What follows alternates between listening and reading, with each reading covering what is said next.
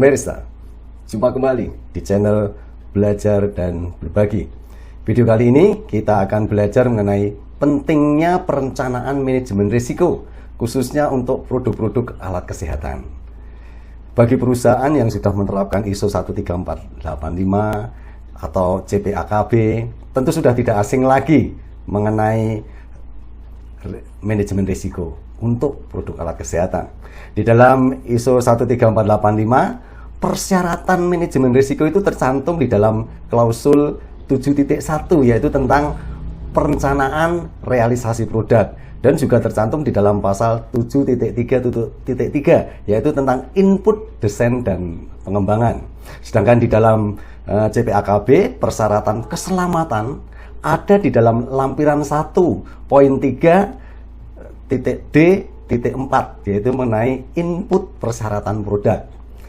Sebagai salah satu pemangku kepentingan, produsen wajib mengurangi risiko dan membuat penilaian mengenai keamanan alat kesehatan, termasuk penerimaan risiko sisa atau residual. Oleh karena itu, kegiatan manajemen risiko harus direncanakan terhadap setiap alat kesehatan. Produsen harus menetapkan dan mendokumentasikan rencana manajemen risiko tersebut. Kenapa rencana manajemen risiko itu diperlukan? Jadi alasannya, pertama, rencana merupakan pendekatan yang terorganisir. Hal ini sangat penting bagi manajemen risiko yang baik atau good risk management. Yang kedua, rencana tersebut menjadi peta jalan untuk pelaksanaan manajemen risiko. Yang ketiga, rencana akan mendorong objektivitas dan membantu mencegah unsur-unsur penting yang terlupakan. Apa saja yang harus ada di dalam perencanaan manajemen risiko? Jadi, rencana manajemen risiko itu harus meliputi: satu, ruang lingkup kegiatan manajemen risiko. Yang kedua, tentang tanggung jawab dan wewenang dari mereka yang terlibat di dalam manajemen risiko. Yang ketiga, kriteria penerimaan risiko.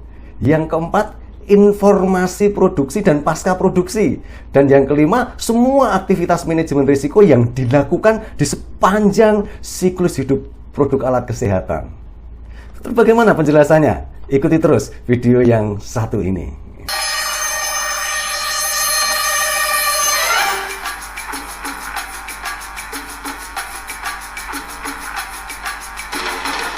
Pemirsa, di dalam menjelaskan pentingnya perencanaan manajemen risiko dan menjelaskan tentang ruang lingkup manajemen risiko, tanggung jawab dan wewenang, kriteria penerimaan risiko, dan informasi produksi dan pasca produksi, serta siklus hidup alat kesehatan, saya menggunakan beberapa referensi.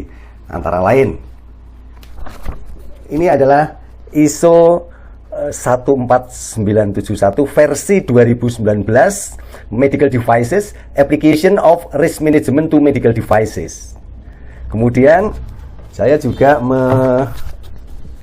menggunakan ISO TR 24971 2020 Medical Devices, Guidance on the Application of ISO 14971. Rencana manajemen risiko dapat berupa dokumen yang terpisah atau dapat juga diintegrasikan dengan dokumentasi lain.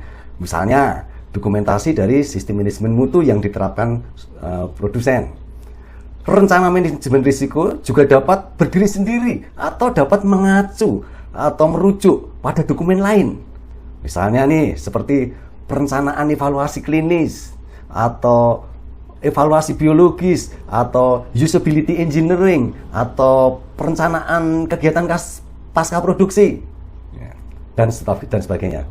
Rencana manajemen risiko itu merupakan dokumen yang hidup. Artinya, rencana manajemen risiko itu wajib ditinjau dan diperbaharui sepanjang siklus hidup alat kesehatan dan pada saat ada informasi baru yang tersedia. Jadi informasi tersebut harus dikumpulkan secara terus-menerus, bahkan setelah alat kesehatan terakhir dijual dan dipasarkan. Di dalam ISO 14971 versi 2019 mengharuskan semua perubahan pada rencana manajemen risiko itu harus dicatat dalam file manajemen risiko. Dan luasnya kegiatan yang direncanakan dan tingkat rinciannya dari rencana manajemen risiko tersebut harus sepadan dengan tingkat risiko yang terkait dengan alat kesehatan yang sedang dianalisa. Jadi di dalam perencanaan manajemen risiko, persyaratan dalam ISO 14971 versi 2019 merupakan persyaratan minimum. Jadi ini hanya merupakan persyaratan minimum. Dengan demikian, produsen dapat memasukkan item-item lain seperti jadwal waktu, tool analisis risiko, atau alasan pemilihan kriteria penerimaan risiko, dan sebagainya. Mari sekarang kita bahas satu persatu item yang harus ada dalam rencana manajemen risiko. Pertama, ruang lingkup. Ruang lingkup manajemen risiko itu perlu ditetapkan, yaitu mencakup dua elemen atau dua item yang berbeda. Yang pertama, mengidentifikasi alat kesehatan. Dan yang kedua, mengidentifikasi fase siklus hidup alat kesehatan, di mana setiap rencana akan diterapkan. Jadi setiap elemen rencana akan diterapkan. Elemen atau unsur rencana manajemen risiko itu apa saja? Meliputi analisa, evaluasi risiko, pengendalian risiko, dan juga informasi produksi dan pasca produksi. Jadi dengan mendefinisikan ruang lingkup, maka produsen sebenarnya menetapkan dasar-dasar di mana semua aktivitas manajemen risiko itu akan dibangun, aktivitas manajemen risiko akan dibuat. Yang kedua, penugasan tanggung jawab dan wewenang.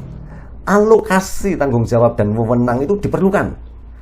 Untuk apa? Untuk memastikan tidak ada tanggung jawab yang terlewatkan. Rencana manajemen risiko perlu mengidentifikasi personil atau fungsi yang bertanggung jawab terhadap pelaksanaan aktivitas spesifik yang terkait dengan manajemen risiko tersebut. Contohnya, misalnya engineer atau scientist nih. Ini mereka itu memiliki pengetahuan dan pengalaman mengenai teknologinya, desainnya, prinsip pengoperasian alat kesehatan. Kemudian misalnya nih bagian operasional, harapannya mereka mempunyai pengetahuan tentang proses-proses manufaktur. Kemudian fungsi manajemen rantai pasok. Ini harapannya mereka juga mempunyai pengalaman atau pengetahuan tentang sumber material dan servis, termasuk proses-proses yang perlu dialihdayakan atau disubkontrakkan. Kemudian ahli medis atau ahli klinis.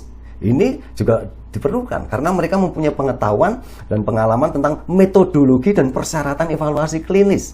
Dia juga punya pengetahuan tentang penggunaan di dalam praktek medis, termasuk misalnya manfaatnya, situasi bahayanya, dan kemungkinan HAM yang ada di dalam penggunaan alat kesehatan tersebut. Urusan regulasi ini juga penting karena pengetahuan mereka tentang persyaratan peraturan yang terkait dengan keselamatan dan manajemen risiko di negara-negara atau kawasan-kawasan di mana alat kesehatan tersebut akan dipasarkan. Kemudian ada lagi misalnya contohnya personil jaminan mutu, ini juga diperlukan. Mereka mempunyai pengetahuan dan pengalaman tentang sistem manajemen mutu dan praktek mutu.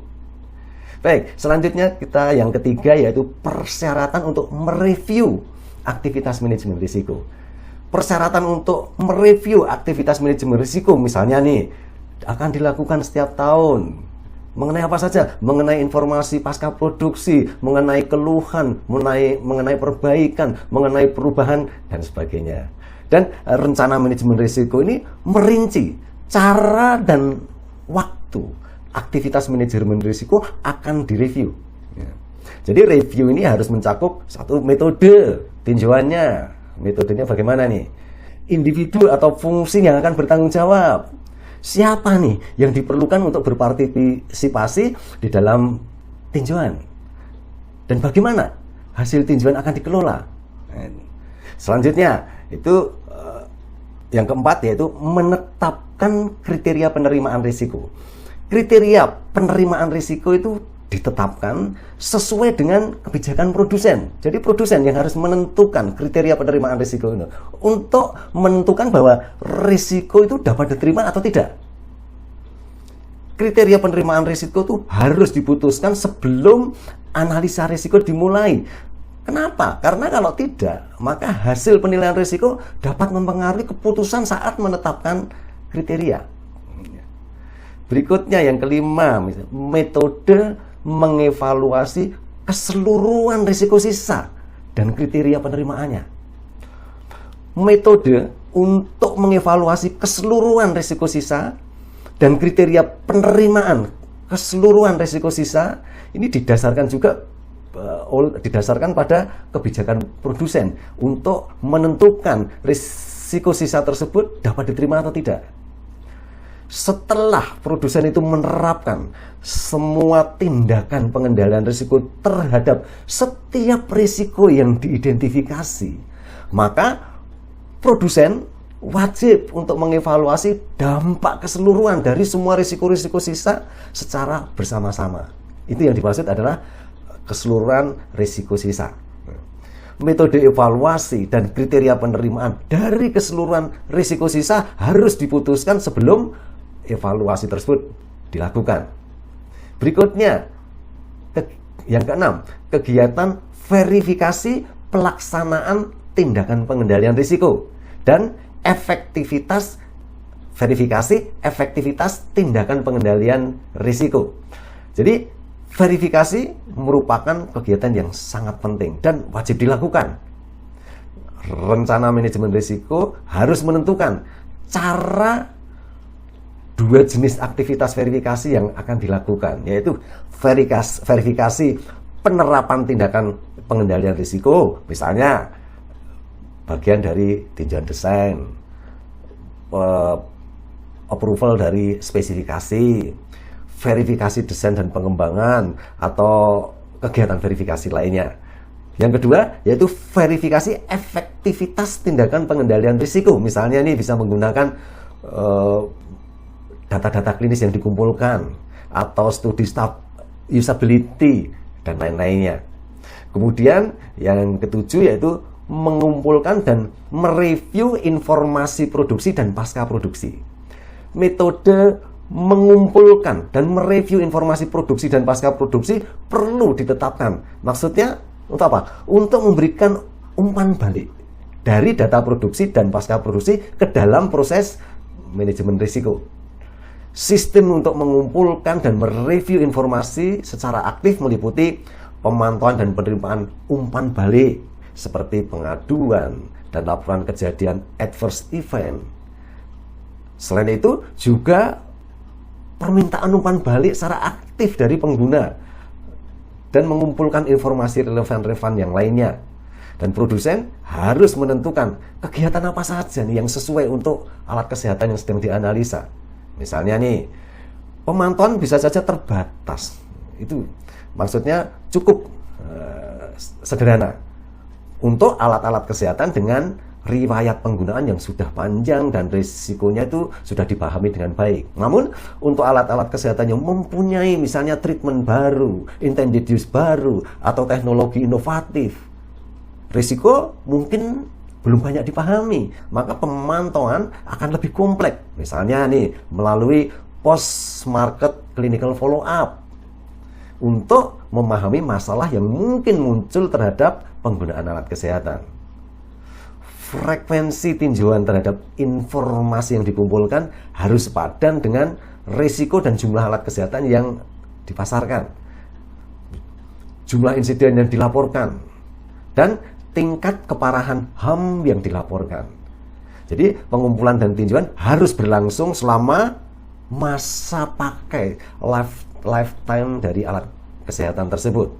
Demikian kita telah belajar pentingnya perencanaan manajemen risiko dan apa saja yang tercakup dalam perencanaan manajemen risiko. Semoga bermanfaat. Jumpa kembali di video selanjutnya dengan topik yang berbeda. Sampai jumpa.